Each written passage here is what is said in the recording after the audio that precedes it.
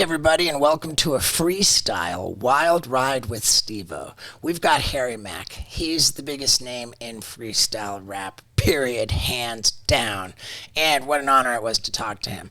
Not only do we get a glimpse into the business of Harry Mack, into the lifestyle of Harry Mack, we get custom-made rhymes about things that I just needed rhymes for, okay? Find out what they are and enjoy this episode. But let me ask you, if you're enjoying this episode properly, and by properly I mean with a nice clean butt, because, dude, I don't have to tell you, Valentine's Day is coming up. And are you going to be full of love on Valentine's Day, or are you going to be full of shit on Valentine's Day? It's a simple question, because most people are not properly cleaning their buttholes. And the way to do that, to properly clean your butthole, is with Hello Tushy. HelloTushy.com. This is where you get bidets that changed my life. They got all different kinds. You got your entry level. You've got your entry level with temperature dial, and you've got the Hello Tushy Ace, which is a whole toilet seat with the remote control. The seat heats up, the water heats up, you got front, back, vibrate. I don't know if it vibrates, but it's the most amazing thing. I love it. It's my favorite sponsor we've ever had on the podcast. And if you go to hellotushy.com/Steve-O, not only will you get 10% off your order, you get free shipping too. That's a big deal. It's my favorite product I've ever promoted on this podcast. It is a bidet, which just pressure cleans your butthole, and man is it satisfying to walk around with a perfectly clean butthole. So go to hellotushy.com/Steve-O to jump on that deal now, and let's get into it. Ladies and gentlemen, Harry Mack. Yes. Yeah, dude. Yes. So you met Scott Randolph. Yep. And Vincent Imperati. Yeah. Yes. How about that? Yeah. Dude, now you got a blown out background because you didn't fucking put the thing on the windshield. Dude. And a blown out butthole from this last weekend. But in any case, man, thank you for doing this. No, dude. thank you for having me, man. You're a legend, bro. I appreciate this. Well, I appreciate that, and you're well on your way. I just watched a bunch of stuff on you, and the takeaway was, it is not a controversial statement to say that Harry Mack is the best freestyler alive today. Oh, man. Well, thank you, bro. I appreciate that. Would you agree with that? That's a heavy statement. You're not allowed to agree with that if you're the person. Yeah, like I don't like to say that. You know, Michael Jordan's like, I'm the fucking GOAT. Okay, well, here's the thing. I'll remind you of my buddy, diving guy Brian Gluley. He says if you're good at something, says people who are good at something will tell everybody. When people are great at something, everybody else says it. I like that. I like that too. I like that too. You know, when I'm rapping, I like to say that I'm the greatest, you know, because that's the language of hip hop, the braggadocio and all that. But in conversation, I would never say I'm the GOAT or anything like that, because I'm still looking up to, Nas is still alive, I'm still looking up to people like that, people like Jay-Z, my favorite rappers, and in my eyes, I still have a big gap to fill before I'm at that level of artistry. So, but I appreciate it though. For sure, man. Well, thank you. It's evident. You started on YouTube in 2016. Yeah, that's right.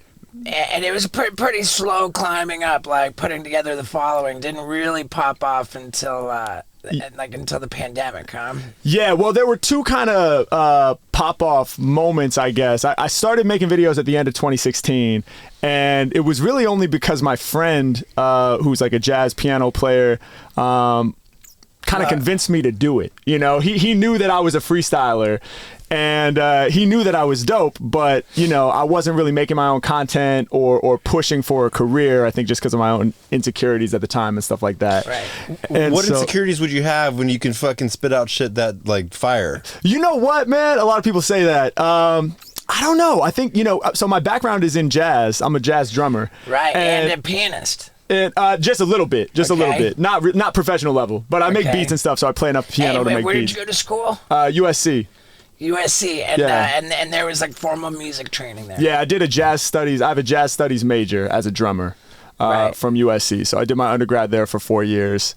But, as a jazz drummer, you're always in a supportive role for the most part. I'm not the leader. Like, I'm not the front person up there singing my heart out or whatever. I'm just showing up, tell me what to wear, tell me when to get there. I'll bring my drums and I'll support your vision, whoever the band leader is.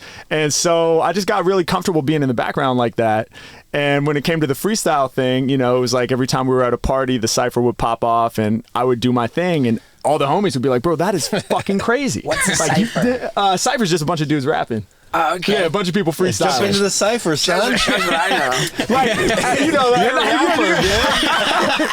yeah, you got some songs, right?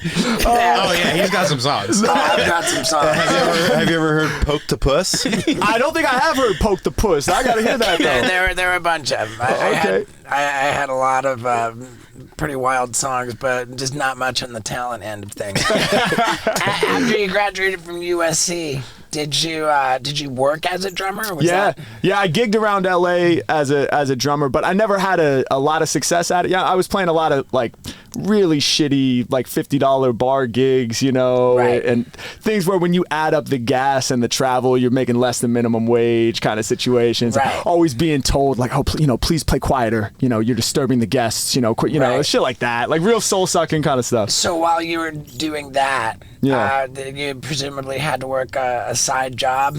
Yeah, well, you know what? I was piecing it together like barely full-time music, but that included teaching drum lessons, Right. To kids that didn't even want to be there and didn't practice and shit like Right. that. And it's just like, and taking every little gig I could. Every once in a while you get a wedding gig or something. Oh, okay, this pays, $200. All right, hell yeah. Like, and just barely putting the rent together. When it was the type of gig that kind of gave you more creative license, would you throw rapping into it? As a drummer? Occasionally. Yeah. In certain situations, if it made sense, I would get up and rhyme or something. Occasionally I would rap while I was doing the drum beat and stuff like that. Right. Which is really hard. That's cool. I wondered too if you would show up with your own kind of PA system with the mic.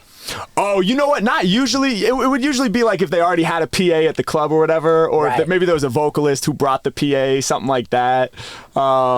Weddings, like oddly enough, like the wedding, the infamous wedding gig, which is like also kind of a soul-sucking gig oftentimes, but everyone would get drunk and then somehow it would become known that I can rap, and then it's always like, oh, get up on the mic and rap, and then you're freestyling about the bride and groom and shit like that and calling out everybody's outfits and things like that. So yeah, every once in a while it would have a little outlet, but it was always this thing where it was like this thing that I can do that was so kind of special, that I was so passionate about, didn't really have a way out, like a formal way out. Right. It was like leaking out in these odd moments when it could, whether that was at a house party with the homies or randomly at somebody's wedding. And every time it happened, everybody around me would be like, you should fucking do that. Like, that's crazy. Right. You should lean into that. And I just didn't have the the confidence to do it at that time and really become that person. So it wasn't until the end of 2016 when I made that first video that the first video that I did with my friend Jacob, it was for his channel. Was this the going through Venice? No, this was driving down Sunset Boulevard. It's a lesser known video because it's not on my channel. Right, okay. But basically he was trying to promote his jazz album. He had remixed one of his jazz tracks into a hip hop beat. And to do some creative promo, he was like, bro, can you freestyle on this beat? We'll drive down Sunset. You can rap about all the passing scenery and things like that to prove that it's improvised. Yeah. And we did that in like 20 minutes, grabbed some lunch. I forgot about it. And like a week later, I woke up from a nap. And my roommate at the time was like, bro, you're going viral right now. And I was like, what the fuck are you talking about? And she was like, this video of you freestyling is #1 on Reddit videos. Was that the first time that you did the going down the street to prove that it's legit freestyle by rapping about the surroundings? It was the first time I filmed it. Right. Yeah, I'd freestyled for hours in cars driving around, but never to make content, I mean, that is a pretty bona fide way to prove that it's that it's freestyle. Yeah. Well, people in the comments were like, "Oh, he mapped this out. He mapped this rap out. Like he wrote this song perfectly. He timed the lights. I mean, it's crazy. Dude. Yeah. It's crazy. So now that you've really like had this meteoric rise, are there different components to your rapping? Like some is freestyle, but then you've got like an album that you're working on that's all super polished and Yeah. So I have like a project that's out called Contents Under Pressure that I did a few years back, where there's some like written material on it. But for me, I love improvising. Like I love freestyling. And even when I'm in the studio making songs, I find for me, like the best process is to improvise, you know? And even if afterwards we pick the best chunks and rearrange things, maybe fix a couple things up or re-record segments and sections, it's like for me, I can't access the best stuff unless I'm improvising. all right. You know, it's hard for me to sit there and write. Is it true that on your YouTube channel there are videos that are 8 and 9 hours long and you're freestyling for the entire time? Yeah, there's a 10-hour one actually. That's I'll tell you how that happened. So what happened was during the pandemic, I did a lot of live streaming like on YouTube and Twitch and stuff like that. And there was a big audience for it at that time because, you know, everyone was home watching content, you know, people were, you know, depressed and people needed some kind of something to sit down and enjoy. So a lot of people were showing up for the streams. And so my YouTube channel was growing a lot. So we hit 500,000 subscribers and I was like, all right, you know what? I'm going to do a marathon stream 5 hours for 500K subscribers, you know? So we did the 5 hours and that's nuts. Yeah, which was crazy. At the time, that was like the craziest thing I could imagine, that I'm going to go for 5 hours straight, you know? And so what happens is toward the end of it, like, you enter this crazy kind of like flow state, almost like, you know, you don't even feel your body type of thing. You know what I mean? You're just like totally just like in it. Your mouth's just moving, whatever. It's almost like a tribal kind of fucking vibe, you know? Chanting or whatever they call it, speaking in tongues. Yeah. Exactly. You're speaking in tongues. In tongues. And so when I'm in this state of like, you know, borderline delirium, then someone in the comments like jokingly was like, yeah, can't wait for 6 hours for 600K. And I saw the comment and I'm like, fuck it, we're doing it. 6 hours for 600K, all the way up to 1 million, 7 hours for 700K. I like committed to it on the stream without having my full wits about me, probably. You know, it wasn't the smartest thing necessarily, but. And the irony being that just made it all so popular that next thing you know, you are hitting 1 million and you got to do 10 hours. Well, the benchmarks came faster and faster, which was the scary thing. Like I thought I'd have a few months before we had to do the 6 hours, but it was like next month 6 hours, next month 7 hours. Few weeks later, we did the 8 and then the 9 and then the 10. So I did all of those lengths of time for each of those 100K landmarks from 500 to 1 million. I mean, it's got to be a cliche question, but like, how did you prepare to pee? You know why I asked that? Because if you're not peeing a lot, you're not drinking enough water. I know that because I drink plenty of water and I drink liquid death. Now let me tell you about the meteoric rise of this company. They started out like it was a joke. What if we made water called liquid death? Because we're so upset about the world being ruined by plastic. So their motto is death to plastic. And man, this company has just become a very big deal, available on Amazon, at pretty much every convenience store, Target, Whole Foods, I mean, you name it. You're seeing it everywhere, and get on board because they're saving the world. They're the most environmental company out there. They donate 10% of their profits to ridding the world of plastic. You know, that big plastic island in the middle of the sea? They're tackling it. And they've got the greatest merch. I love this stuff. I love this company. And if you've never bought apparel at liquiddeath.com/Stevo, do it now because their merch is epic.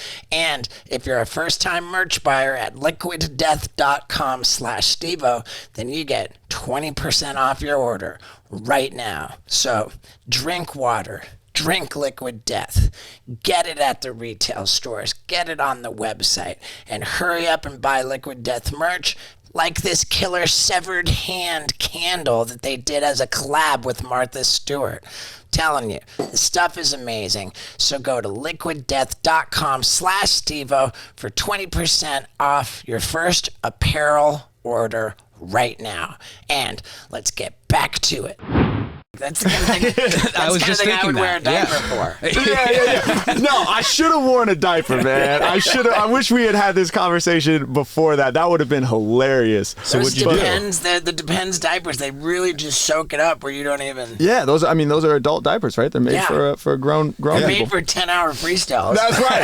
We could have done a whole sponsorship, man. If I had had my business shit together. Pampers, dude. For Yeah, we adults. could have gotten the sponsor. But nah, it was so at my old house where I was living at the time was this little back house, and the bathroom was like just the first door off of the studio. So I dipped into the bathroom and took a piss once. So while you're pissing, are you rapping about the fact that you're pissing? I that also I should have done. If I had the clip on mic, I paused the rap for 30 seconds to go pee. You know, it was sort of like, it was forgiving. You know, so it wasn't like I rapped like nonstop bars. Like I would do verses and pause for 4 bars and say, you know, like when it made sense, like when the beat ends and a new beat comes on, I would get into the rhythm of the new beat and continue. But I never took a break. Like I never stopped for more than 30 seconds, really, you know. To pee was probably the longest break that I took. Okay. Yeah. So you're crazy. Like, I mean, to do that for 10 hours, I mean, the OCD or whatever it is. Yeah. Like, I know you're gnarlier than I am, Steven, when we're doing the trick shots, and I'm tapping out at like 100 times. You'll just keep doing it till you get it, and you're like 300 times, 400 times. And then when I do get it, it wasn't good enough. Right. And then you do it again. Get it better. And that's what would have hit me because there was a thing that you said where you were like doing a bouncy ball, and you're like, "This is for my late hamster Doyle," and he said it 100 times, and then it started fucking with my head, and I had to go in the bed because I was like starting to crack. I was starting to lose it, and you just hear him in the stairs going, "This is for my late hamster Doyle." And he said it like 300 more times. Doyle, man. And I'm like, oh, he's on another level, dude. Because I can handle it up to 100 times. Sure. He's doing it for 10 hours. Like, are you just, what the fuck's going on? You know, in your That's head, a great man. question. That's a great question. No, I mean, after the 10 hours, I was like, I don't need to do another marathon stream ever again, probably. Because the physicality of it is the challenge. It's the throat and the vocals that could potentially fuck it all up. It's not so much the mind. But what's interesting is with freestyling, I think the reason I love it so much and have loved it for so long, you know, since I was 11, 12 years old when I first started trying to figure out how to do it, is it's sort of like a access point to, you know, flow state, or like what people call getting in the zone or whatever, where it's like, the thing is, it's so challenging that it requires my full attention. But because I practiced it for so long, I'm able to accomplish it. So it's like consistently rewarding. You know, it's like every new word that I get thrown or grab and work into a line, it's like, if I can pull it off, it's like, fuck yeah. You know, in that moment, it's like, yes. And then it gives you this excitement and this energy to kind of like continue on that path. And so it sort of becomes this thing where you have blinders on and all the external noise and all the, you know, all the voices in your head that are going on all day and all that just sort of gets muted. And you just have this one singular focus that's consistently rewarding and holding your attention and kind of pulling you forward. So I don't know. I guess the 10-hour stream was like an exercise in the depth of flow state, you know, like how deep can I really get in there and stay there? It's crazy. Yeah. Are there any words that's hard to rap? I was watching Eminem on Anderson Cooper. Oh, yeah. and he's Say talking- nothing rhymes with orange. Yeah. Right. Can you rhyme the word orange? Like, what would you? Oh yeah, well now everybody can ever since that clip came out. You know, Eminem, he I think comes up with like 20 options or something that rhyme with orange. That became a really viral kind of clip. Yeah. You know? Right. Are there any words like that for you that's like tricky? If somebody calls out, you're like, fuck. Oh, definitely. I mean, you know, usually there's a way to do it, like with, you know, there's these things called slant rhymes, which are just words that sound like they rhyme, even though they don't perfectly rhyme, right? Which you can utilize those to, you know, that's the thing with like orange. You know, there's nothing that perfectly rhymes with orange. But what Eminem was saying is you can change the way you pronounce it to be Syllables. orange, and then it becomes door hinge and storage. And for me, like even just if it's one syllable orange, you could rhyme it with perform or torn or scorned, you know, words like that sound similar enough. Yeah. So you can use those. But there are some words that would always fuck me up just because I would get like mentally confused, like arithmetic. For some reason, whenever I saw arithmetic, I would think of like, I'm with my bitch. Yeah, see, there you go. You got good ones, man. Do you sit and read the dictionary to get like a broader vocabulary? Yeah, I don't get that. I don't do that. Eminem said he does that. Yeah, I kind of don't get that. See, because for me, the thing is, I wouldn't remember any of that shit. Like, that's just not the way that I learn, you know? So I could sit there and read it, but it would just be like in one ear, out the other, you know? The way that I get sort of comfortable with different words or sounds is by using them in a rap, you know?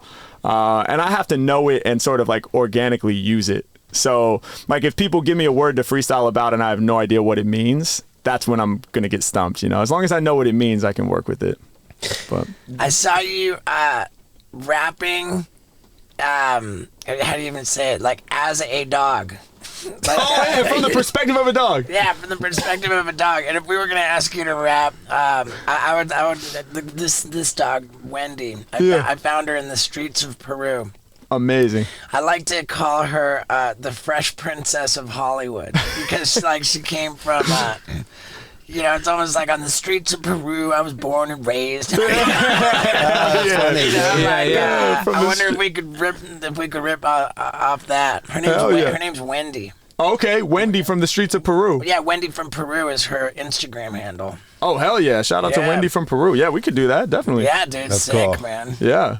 I'm like sensitive about it because I just hate the idea of like sitting down for an interview and someone's like, okay, now you're gonna do this, now you're gonna do that.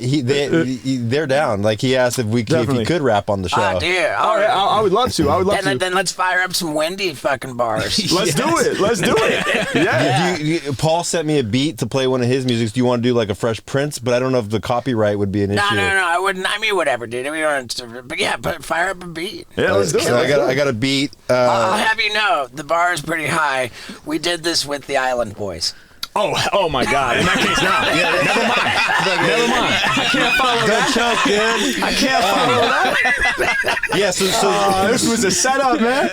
This was a setup, bro. So I don't know how to do this, but Paul sent me a beat called "Bitch Ass Pussy." Oh, dope! Hell yeah, that's what. Yeah. Well, maybe he's just calling me that, but I guess play it into the mic. It'll be great. Oh yeah, there we go. Okay, okay, I never hesitate. Off top, I rap divine. Right now, I'ma take y'all back in time. You'll see me in the Hollywood Hills, yeah, that's true. But it wasn't always easy, I was born in Peru. I remember back then living in the streets. No one to give me treats, I was always getting beat. Yeah, no one telling me to sit, no one cared about my existence, yo, no one was aware. I was struggling in the streets of Peru, believe, bro, until I finally connected with Steve-O. Yeah, he was out there on tour. I was barely surviving, eating scraps out the sewer. I was having visions of living just like a god. Yeah, wanted to transcend from just a dog. Yeah, Steve-O crossed paths with me and said, I got something for you called mastery. If you can master these tricks, you can earn this treat, and you can move with me to a place much more sweet. Steve-O looked me in the eye, said it'll all be good. We leaving Peru, we about to go to Hollywood. Yeah, and now I'm out here, my style's live. I get to sit on the couch for the wild ride.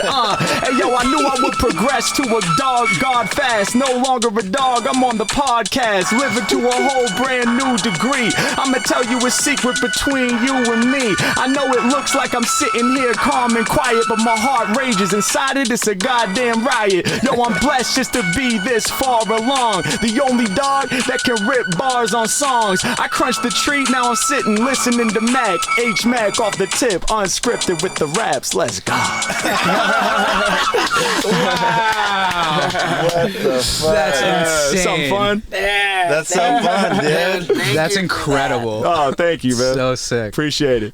When does the words hit your brain? Not your like how far ahead are you thinking? Like a sentence or two ahead? Like how? Yeah. Dude, Just Wendy's got a song. I'm sorry. I'm so stoked. I forgot to say Wendy in the bars though. We might have to do another one at the end here. Or Sure. Something, but yeah. That's a great question. So I'm only thinking slightly ahead, like maybe half a bar ahead. What really happens a lot of the time, so I'm utilizing this technique, I call it setup punchline, but other people probably call it other things, but essentially what it means is I'm working backwards from a target word a lot of the time. So like give me a random word. I know it's hard, right? It's hard. I didn't even think of Philippines. Yeah, so Philippines. So that's great. That's great. So Philippines, you were gonna say butthole? Yeah, I was gonna say. Okay, so either one, you know, it doesn't matter what the word is, but you know, when I was first starting out and I didn't really have much technique, you would just say the word and then like pray to God that you find something that can rhyme with it and make sense. So it'd be like, yeah, Philippines, and I'm a real regime, you know, whatever. And you get lost and you fall off, you know, it's out of control. And so, the technique that I use now is called set up punchline, where if you say Philippines, rather than just say it first reactively, I'm going to set it up with something that rhymes with it so that I can kind of like slide into home nice and smooth. So if you say Philippines, I might say, yo, Harry Mack, I grab the mic and I kill the scene. I get props from LA to the Philippines. I got a lot of spirit and I love soul. Other rappers, when they spit, they sound like butthole. You know what I mean? So rather than say butthole first and then try to find something that rhymes with it, you're utilizing this structure and you can just kind of daisy chain those rhymes together that way and sort of have control over it. But is it easier to connect those words? Because before, when you didn't have that technique, were you still that smooth? No, and it was just harder. It was harder, and I ended up sort of like being a lot more repetitive. You know, you would just kind of fall in. One of the challenges with being an improviser, whether it's freestyling or playing jazz or anything, is you create these habits. You know, and so it's like every time I rhyme, I would say kind of the same types of things, you know, the same words would come to mind. Listen. Yeah, I'm on a mission. You know, because you can kind of sit there and rhyme just with sort of like filler raps like forever. Listen, I'm on a mission, repping my division, causing collision. I go inside like an incision. What it is, better mind your biz. I'm sunning all these kids, you know, or whatever. But if you want to incorporate random words, which is what I'm more known for doing, or incorporate random imagery, it's really helpful to have that setup punchline structure to kind of like guide you through it and it helped me kind of smooth it out. But it took a long time to figure that out, you know, to sort of master that style and be able to daisy chain them together. But I'm not really thinking that far ahead. It's like as soon as I'm finishing the first couplet, like if I was going to do a rhyme about fan, there's a fan right there. It's like off the top, H Mack is the man, got head spinning, and I know I'm going to end with fan. And right at that moment, then I'm looking to rap about liquid death or look for my next target. So it's more of this kind of like, as you're finishing a line, you're reaching out for the next target, you know? Wow. If that makes sense. And then you're not copywriting your music so that decision to do that on YouTube where people are like, don't do that. Like people or where you're like, no, I want everybody to use it. I dare say Harry Mack is a clever guy for taking that approach. And you know what else is clever and I want everybody to use? Whoop. The Whoop strap. It's the most sophisticated fitness tracking device known to man. All of my favorite people are using it. Joe Rogan, Bert Kreischer, Rich Roll. I mean, dude, the list goes on and on and on. And the insights that you get into your sleep, your recovery, your respiratory abilities and dude, it tells how oxygenated your blood is now. I mean, dude, this thing knows if I'm riding a bicycle. It knows if I'm riding a skateboard. And I've been skateboarding a lot, and my Whoop is really congratulating me for it, telling me how many calories I'm burned, how much time I'm spending in my optimal heart rate zone. I just love it, man, and I love keeping track of my sleep. Because when I know that my Whoop is going to tell me how I slept, I find myself trying to get that better recovery. And when I get that killer recovery, I know that I got to put myself through more strain on that day. It really just kind of guides me to being healthier. And let me guide you to being healthier by pointing you to whoop.com. That's WHOOP.com, where if you use the promo code STEVO, you will get 15% off at checkout. And the new Whoop 4.0 band, it's not only waterproof, but the charger's waterproof. You never have to take off the band, you just slide the charger on top, and the charger, it's charging while you're underwater. I mean, this thing's incredible. I love it. You're going to love it too. So go to whoop.com and use the promo code STEVO for 15% off at checkout. Now, let's get back to it. Well, right. Like I saw something indicating that there's so many people making reaction videos Yeah. to Mack's music that's actually what's building the fan base. So he gives them content to react to, and they give him awareness of his skills. Yeah, exactly. Yeah. So for us, like, there's this huge community of reactors on YouTube, right? They're Where the best. they watch. Yeah, it's fun. And so they'll watch people's content and react and just straight up react to it and build a following that way because they have great personalities or they have, great insight into what's being done and things of that nature.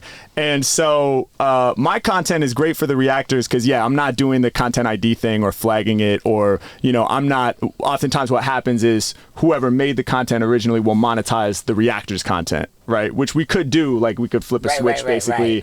And then, I'm sure that we would get a lot more money right away if we did that. But at the same time, there probably wouldn't be as many reactors that were so eager to react to my content because it's great for them. They get to monetize that. And then, if a reactors video gets 1 million views or whatever, that's great for us too. Then when we go on tour, there's more awareness, more people are buying tickets. So Who's us?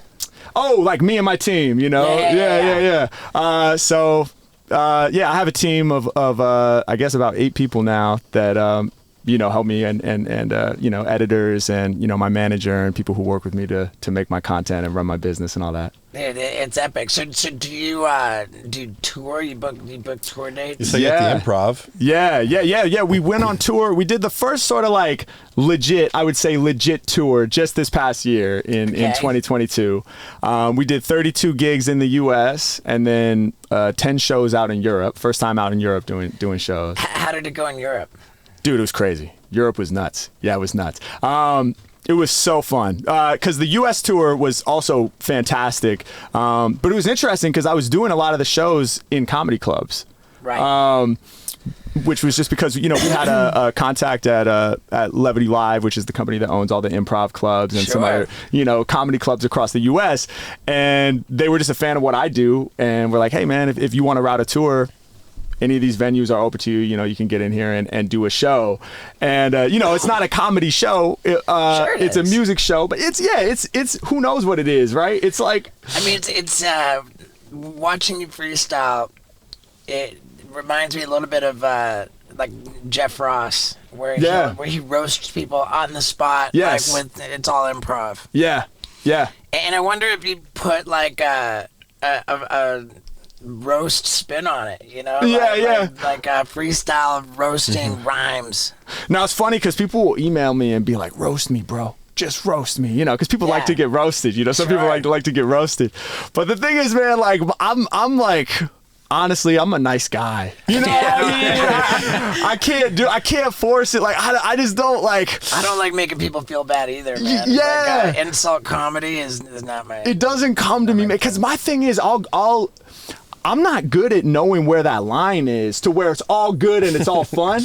If I'm like, oh, be mean, it's so foreign to me that I'm gonna say something like truly fucked up. I feel like, you know what I mean? Like, whoa, not that they'll be hard. like, that's not funny at all. That's just like offensive and mean. And I'll be like, dude, what? I just made a video with Wee Man where we were trying to compete to see who could get the better skateboard footage. Okay. And I was like, bag on my tricks, like.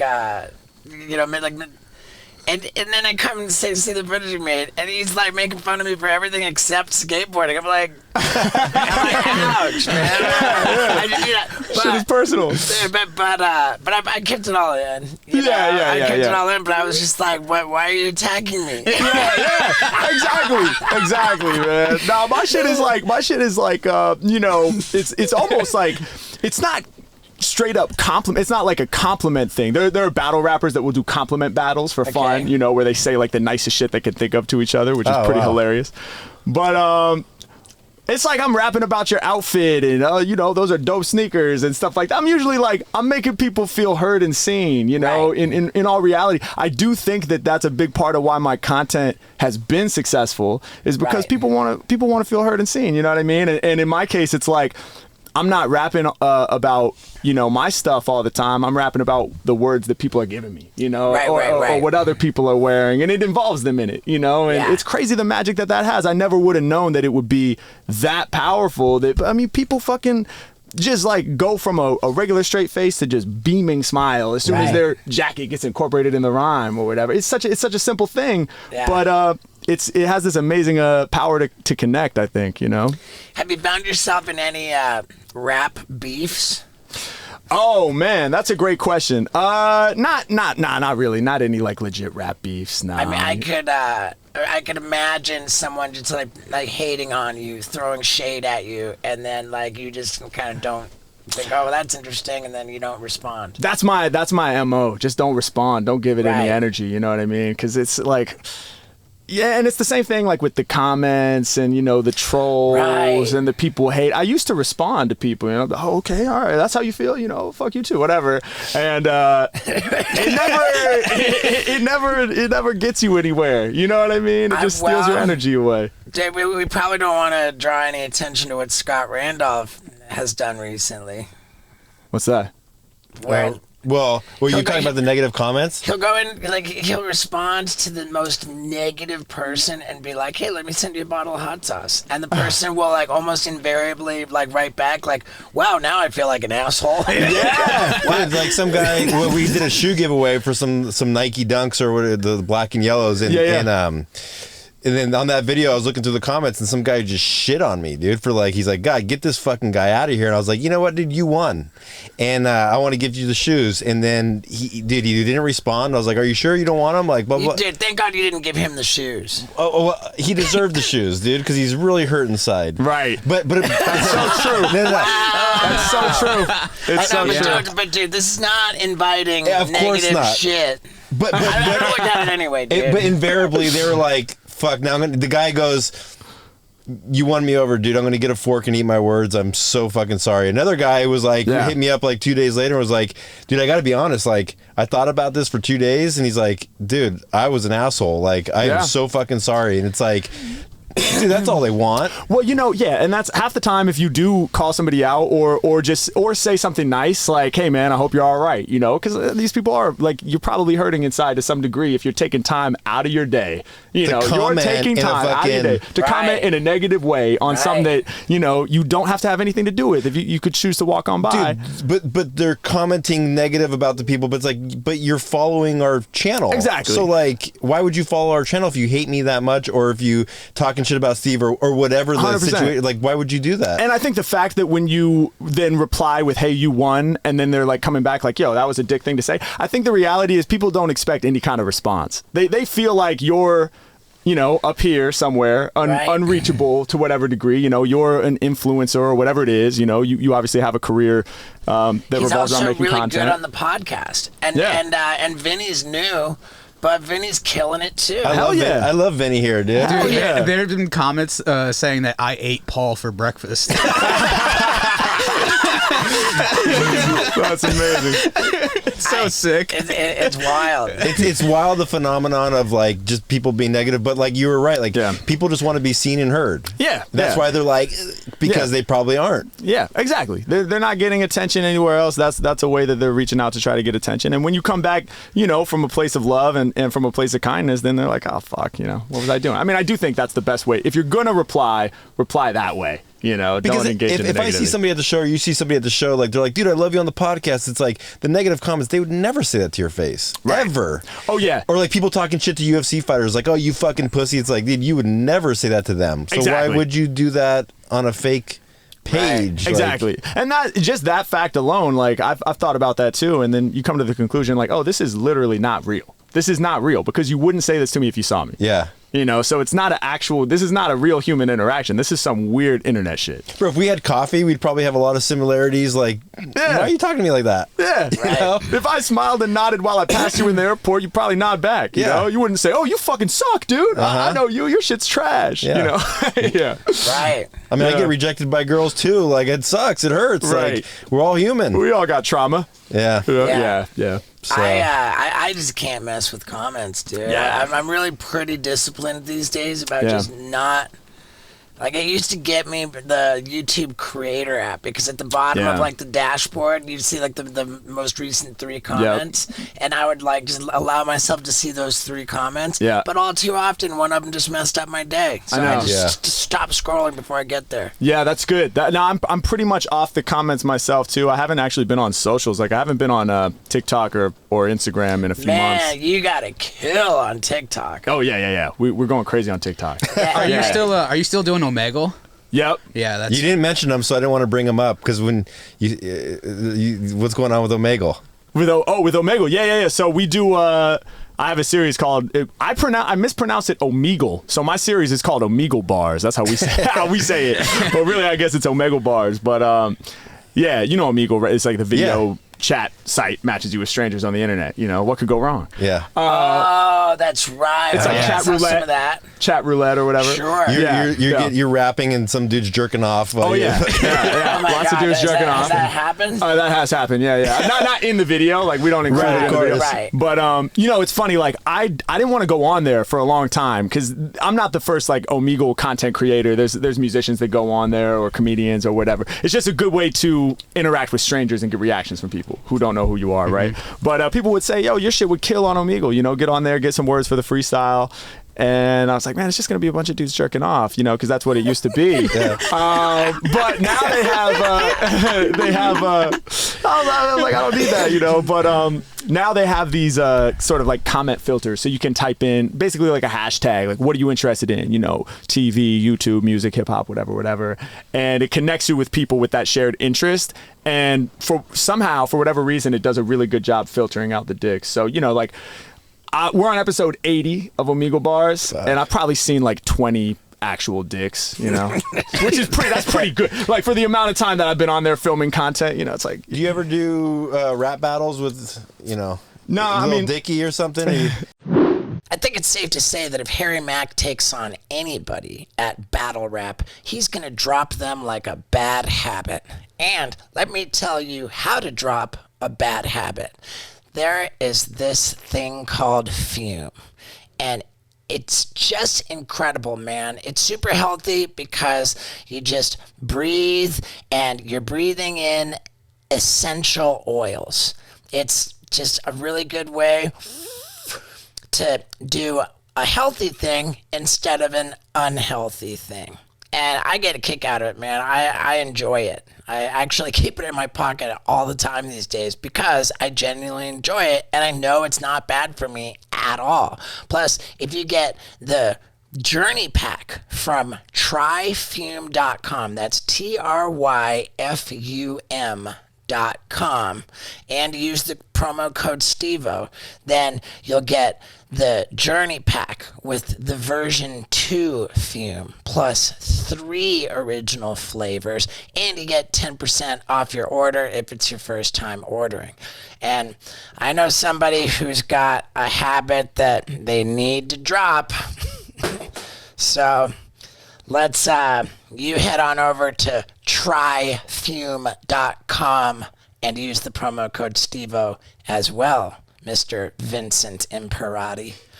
All right, everybody, I just want my Wild Ride listeners to be healthier and happier and kick those bad habits at tryfume.com using the promo code STEVO. Now, let's get back to it. No, shout out to Lil Dicky though. He's dope.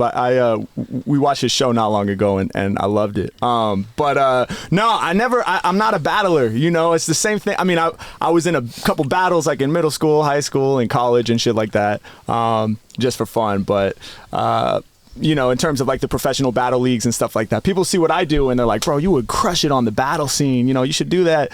But it's the same thing as before. It's like, I'm not really into the whole dissing thing. Yeah, and insults. Also, it's not really a freestyle thing anymore. The battle leagues, it's like these dudes are writing like incredible lyrical, like, you know, insane, mind-blowing shit.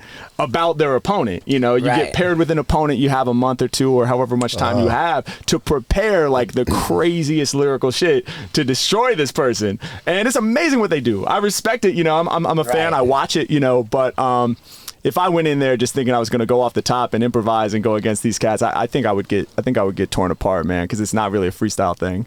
Yeah, you're like being all nice, and they're just like ripping you to shit. Yeah, I'm like, dope kicks, and they're like, yeah. But shout out to all the battlers. It is dope. I am a fan of it. It's amazing what they're doing, and I do think it's it's like a niche where super high level lyricism kind of lives. You know? Yeah. Have you had interactions with Eminem? No, I never have had interactions with Eminem. Has he acknowledged you on any level? No, man, and it kills me inside. No, he hasn't. He hasn't. Not yet. But that's Eminem. You know, he's one of the goats. So, yeah, if that comes, you know, that'll be amazing. Have you been able to work with any like super high level rappers? Not really like in an official capacity, but I have had the opportunity to freestyle for some really, really dope people, some big name people. Yeah, that was going to be my next question. What's it like doing that in front of Kendrick Lamar or Joey Badass? Like, do you get nervous? Like, yeah. I did a freestyle for Joey Badass on the Cruise show in LA, and then a couple months later, I did it for Kendrick Lamar. I freestyled next to Soulja Boy and some other people. So, yeah, Kendrick, man, I was shitting myself. I was so fucking nervous. Yeah. Because what had happened, I mean, I'll tell you the story real quick. This was back in 2017, so I had just had like my first kind of viral video on YouTube, which was me rapping in Venice Beach, the one you mentioned. And so the radio station hit me up and for the Cruise show, and they said, hey, you know, you want to come by and do a freestyle? Did a little feature on me. And then as an afterthought, when I was on my way out the door, you know, Joey Badass was coming in to do promo for his album, and they're like, oh, would you want to freestyle for Joey Badass if he's into it? And, you know, I'm nervous inside, but I'm like, oh, fuck yeah, let's do it, you know, whatever. And so went in, and Joey was down. Shout out to Joey Badass, because I feel like so many artists would have been like, random YouTube rapper, I don't know, like, I'm here to do promo, you know, maybe not, right? But he was like, fuck yeah, bring him in, you know, and he threw me words for the freestyle the whole time, and that video went crazy. And I had mentioned to Jay Cruz and them from the Cruise show that, like, you know, Kendrick was my favorite artist of today, you know. And so a couple months later when Kendrick was coming on, they hit me up and they were like, bro, come down, do a freestyle for Kendrick. So I was nervous as fuck because you know, he's one of my heroes for sure. You know, I'm such a big fan. Since 2016, my alarm on my iPhone is Kendrick Lamar. No way. What song? Dude, how am I? I got a bone to pick. Yeah. Oh yeah. That's what it is every King time. Kunta. Yeah, King Kunta. That's the joint, bro. That's the joint. Yeah. How did that not come to me right away? It's literally like anytime I set my alarm, I got a bone to pick. That's a good way to get the day started too, man. Hey, you got a bone to pick. And I never get bored of it. Like I have no desire to change it. Like that's my alarm, and that's how it is. That's amazing. I got a bone to pick. I got a micro dick. Yes, sir. That's all I got, dude. So you got a chick? Yeah. I have a girlfriend. We've been together for a long time, 5 years. 5 years we lived together. Dude. So yeah. And the whole dynamic of your career is just like, what does she do? She's my manager. Oh wow. We work together. Yeah, she comes on tour with us. Cool. She kind of like runs a lot of things on the business side. So she's like Sharon Osbourne, you're Ozzy. Exactly. That's it, bro. 100%. Which has been like really dope, man. I'm sure it wouldn't work out in every situation, and it's always, you know, people are always curious, like, well, what's it like working with your girl, you know? Because we're together all the time on the work tip, and then, you know, we're romantically involved, obviously. But for us, it's really dope, man. And you know, we just are conscious of like making space and stuff like that, and having time apart as well, and having boundaries and things like that. But it's just been really fun, really rewarding to kind of build together in one direction. Right. You know? Yeah. You can't lie about how much money you make anymore, though. That's the problem. No, exactly. Yeah. It's all she knows better than me. Yeah.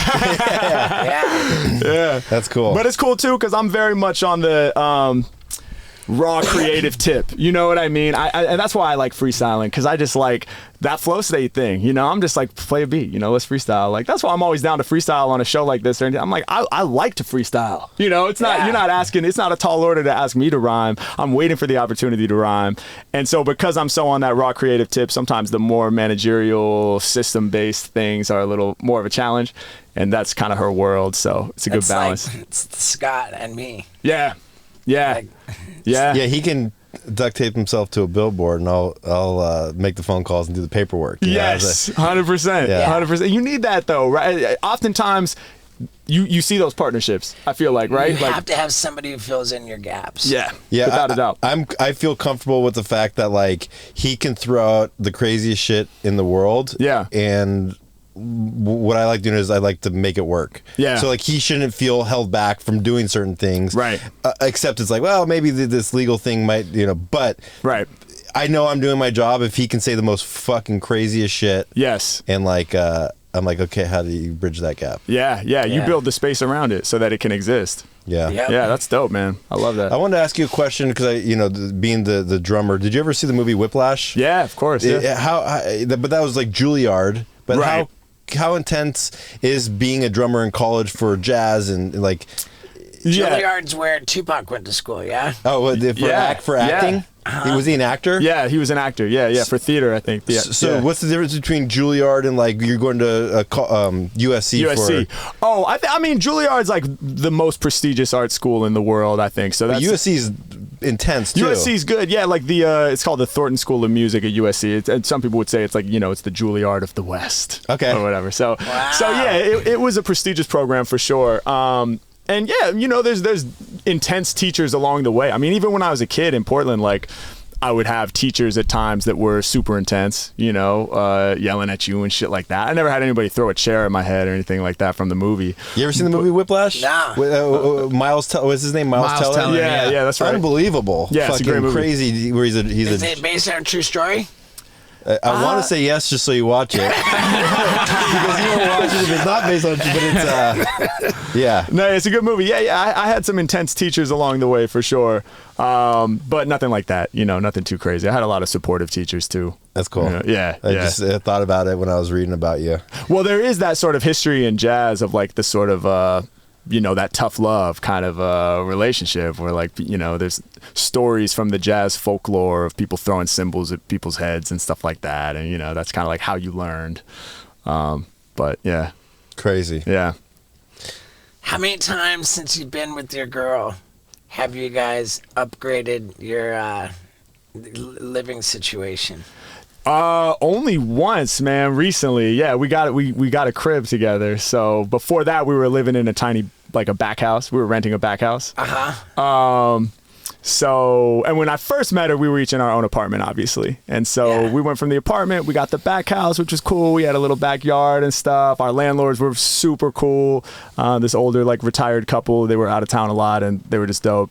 So we stayed there for a long time. And you know, we were there during the pandemic. So that was crazy because we were both together working full time and living full time in the pandemic in this tiny little back house. And for hours, I mean, sometimes 10 hours continuously, I'm screaming freestyles, you know, in this little room with the door closed. She's on a Zoom meeting and people are like, is somebody rapping? Like, are you playing some music? I'm just aggressively in the bag talking about micro dicks. No, but just going off rapping. And so that was crazy. We were crammed in a tiny space. I mean, I'm sure a lot of people can relate to that from the pandemic, from feeling like that. The pandemic was a tester of relationships. It was. And I'm super stoked on how my relationship got kind of stronger. Hell yeah, me too. Me too. Yeah, I mean, if you make it through that and you're still together and you're good, you know, there's no way you didn't get stronger, right? Right. So yeah. But we recently got a house together, which was a major upgrade and an exciting thing for us. So cool, man. Congrats on that. Thank you so much. Appreciate it. Do you have any tours coming up, or? Yeah, we do. Yeah. I'm super excited. We're going back out this year. We're doing the U.S. and probably Europe again. The U.S. has been announced. Europe, we're still getting the routing together and everything. But it's going to be crazy. It's much bigger venues, all music venues this time. I loved performing in the comedy venues. It was dope to get in there. Yeah. But for hip hop, just the sound system and the sort of, the low end that's necessary. And I think there's a certain energy with people standing up and rather than, the sort of the supper club vibe for what I do. But I'm super stoked, man. We're going out end of March for a few months. Yeah, I went to a Beastie Boys show at the Greek, and it was all sit down, and they stopped halfway through, and they're like, "You guys can get up," and and then they did 2 more songs, they just bailed. They're like, this is fucking whack. Yeah. Everybody's just sitting there. You can't just sit there and watch the Beastie Boys. No, you can't. And it's funny because now when I go to shows, I'm like, we get to sit, right? Like, I love sitting now. Like, when I was in my 20s, I was like standing the whole time whiling out. But now I like to sit. But for a hip hop show, man, if you're on stage and everybody's sitting down, it's just not the thing, man. You need everybody standing up. You need the body swaying. It's a different type of energy. Yeah, I mean, it's definitely different. Like I'm the complete opposite. Like I feel like if my audience is standing, then they've got the mentality of like being like at a rock show or like, and then like it's just disruptive in the audience. Sure.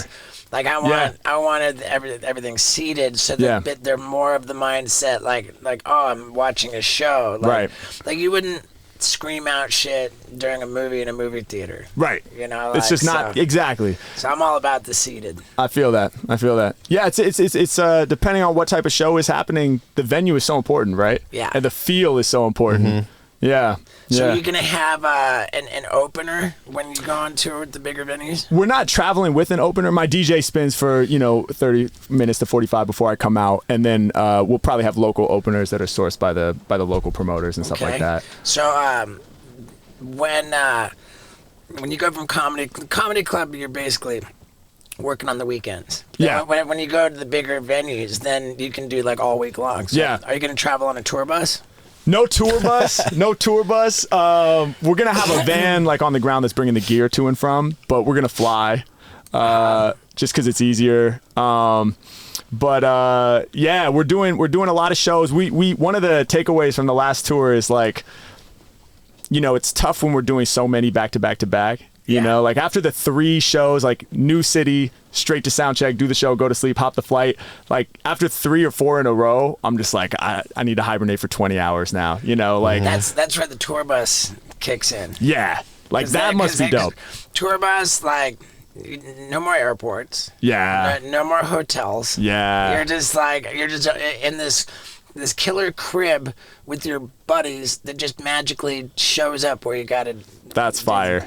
Is that you use the tour bus when you go out? That's dope. That's dope. I've been on the tour bus lifestyle for a little over a year. And God, I love it. That's amazing. But even before that, you've been in the RV lifestyle for like 3 years before that too. I mean, we've been doing this podcast in this RV for coming up on 3 years. Wow. It's dope, man. I love it. Just everything's all preset, ready to roll.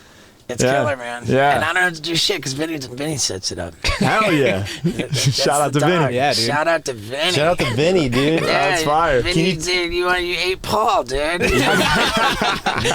Can you take us out with a rap for the Wilde ride and a shout out to Vinny? Yes, without a doubt. Yeah. Let me pull it up. But before we do that, is there anything? Do you have any merch that we can promote? Do you have like absolutely social media? Let's get the plugs in there. Let's get everybody. Yeah, man. Harry Mack across the board. YouTube.com/Harry Mack. I'm on TikTok at Harry Mack Official. We have merch on the website HarryMackOfficial.com. But the biggest thing right now is the tour. Buy tickets to the tour. Odyssey Tour 2023 is going to be crazy. It's a totally unique experience. It's mostly improvised. Dude, so 100%. Come out and rock, man. Dude. Yeah, I want to go too. You guys are on the list, man. Automatic, of course. Dude, you just reminded me of my homie Mark Rebuye. Yeah, Mark Rebuye. Yeah. He's amazing, man. We did a video together. Dude, we did a live stream together, him and I. Thank God you guys did. He is one mesmerizing cat. Oh, he's amazing. I saw him at the Greek in LA just a few weeks ago. Jesus, he's up to the Greek now. Yeah. God, that guy is literally rolling in money. He's fucking destroying it. Yeah, and he's doing the tour bus thing. He's in, I can't remember whose bus it is. Somebody huge that had the bus, that he bought the bus from or whatever. That's cool. But he's killing it. He's incredible, man. Wait, I'm sorry, who is he? Mark Rebuye. He's like a loop pedal improviser. He does the kind of the thing that Reggie Watts does. I think they're contemporaries. Absolutely. Yeah. he'll like set like his synthesizer on a loop, and then he'll do like a drum beat like on a loop, and once he sets it up, he puts together like professional quality music, one man doing it all by himself, and sets it, and then starts singing, and like does it in improvise and like while you're watching. Wow. In all real time. improvised. Yeah, Yeah, it's really cool. Yeah, it's Cool. amazing, and he's a really soulful vocalist too. Like he's a funky dude. And he's hilarious. Yeah. And he's got the comedy. He's got the just watching the way he moves and You can't take your eyes off him. You can't take your eyes off him. Yeah, we got to do a live stream together that went really crazy on YouTube. But it was fun. I went over to his house. Super nice guy too. Really, really down to earth dude. Really cool guy. Yeah. Cool. Yeah. All right, sick. So yeah. So where are people getting the tickets to the tour? That's at harrymack.com. HarryMackOfficial.com/shows. Who's the bastard that stole Harry Mack? You know what? There's a shout out. We got to find this motherfucker. No, there's a cat named Harry Mack that does video game scoring. I've never talked to him or met him, but it always gets mixed up on like Spotify or Apple Music because, you know, it's like it's all under the hood how they sort things. Yeah. And so people will email me all the time like, bro, I didn't know you wrote the music to Slimer Ranch or whatever. He did a soundtrack for some game called Slimer you Ranch. said video game scoring, and I'm thinking of like a judge who keeps the score. No. Did you know there's a little man underground that does that manually? Like a little judge, like a line judge. That was out. No, he wrote the music for some video games or something like that. So he's got harrymack.com. Shout out to him. He probably hates me, but shout out to him. You're driving traffic to him. Yeah, that's true. Hopefully. Yeah, harrymackofficial.com. Yes, sir. For your tickets to the Odyssey Tour 2023. That's it, baby. You got merch at harrymackofficial.com? Yeah, we got merch. Yep. Shop.harrymackofficial.com, or just go to the site. There's a link there. Yep. We got shirts. We got hats. We got coffee mugs. There you go. You know, we got it all, man. Awesome, man. So that and then there's nothing else to promote? Not really. Just, you know, we drop content every Friday on my YouTube. We post daily on all the socials. I do a lot of live streams. You're creeping up on what, like 500 videos on YouTube? Something like that. Yeah. We have 2.4 million subscribers now. Wow. So yeah. Congrats. Thank you. Yeah. Appreciate that. Yeah, it's been a slow burn, but it's picked up it's like a snowball. It's like Critical mass has happened. gathering Definitely. speed. Oh yeah, from 0 to 1 million was such a slower burn than the 1 to 2. You know, Right. I think that's how it goes most of the time. Yeah. And then for me, like it was like, and then I just plateaued, dude. I don't know why, dude. Like, come on, man, subscribe, dude. For sure. All right, man. So yeah, let's bring it home with a rap. And, Let's do it. And thank you so much. Thank you, man. This has been so much fun, bro. Dude. Really appreciate it, Steve-O. Yeah, Thank you that was guys, cool, dude. man. It was really fascinating, man. Hell yeah. Let me get a beat up. Okay, does it recognize my face? Let's see. You lost some weight. Exactly. It's like, who's this guy? I'm honored. I'm complimented. All right, here we go. So, you guys want to throw me words or something as we go? Just lob them out? All right. Vinny. Yeah. Skinny. Yeah. Oh, there you go. You already gave me the rhyme. Skinny Vinny. Come on. Yeah. Never falling off, Mack is on the win spree. Shouts out to the homie Skinny Vinny. He's not skinny no more, you best believe. He was Skinny Vinny until he ate Steve. Now he's just slowly digesting. 1 2 1 2, mic testing. H Mack all up on the pod. When it comes to rhyming, y'all know I'm the freestyle god. Prostate. Yeah, y'all know that the God's great. I got these rappers in pain like a prostate. Yeah, H Mack dropping more stanzas. Peace to anybody with the prostate cancer. Hope y'all get past that. I know it's too common. I'm live over tracks. People love the way I'm bombing. Y'all know I'm about to leave you scarred with this. Yo, prostate, that can make it hard to piss. Wild ride. Yeah, H Mack, y'all know I keep the style live. It's a wild vibe when I'm right here on the wild ride.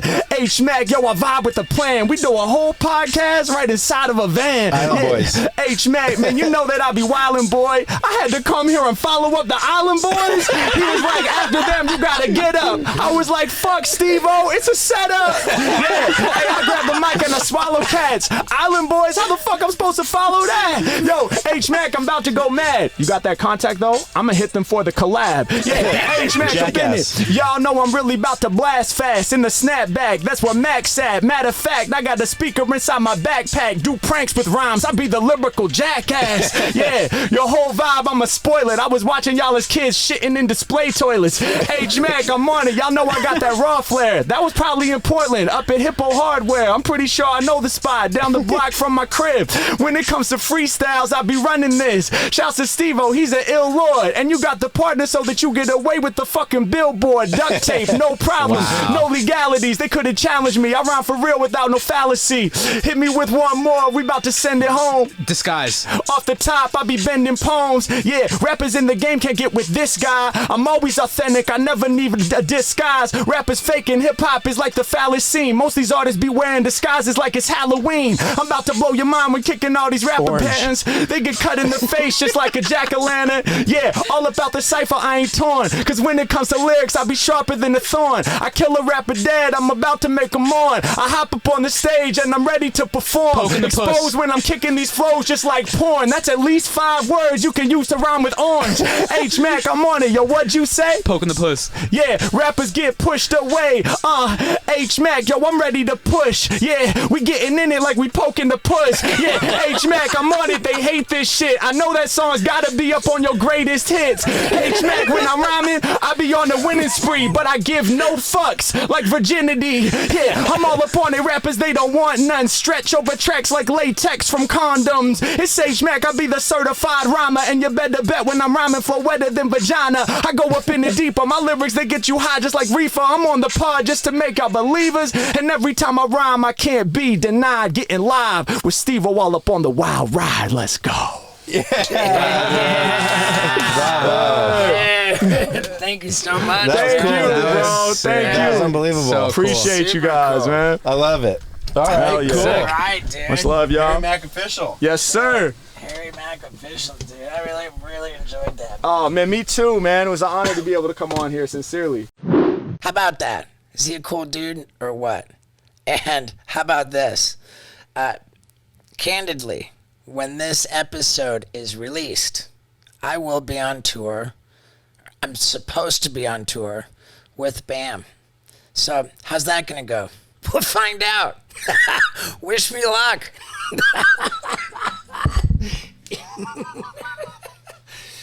All right. Good.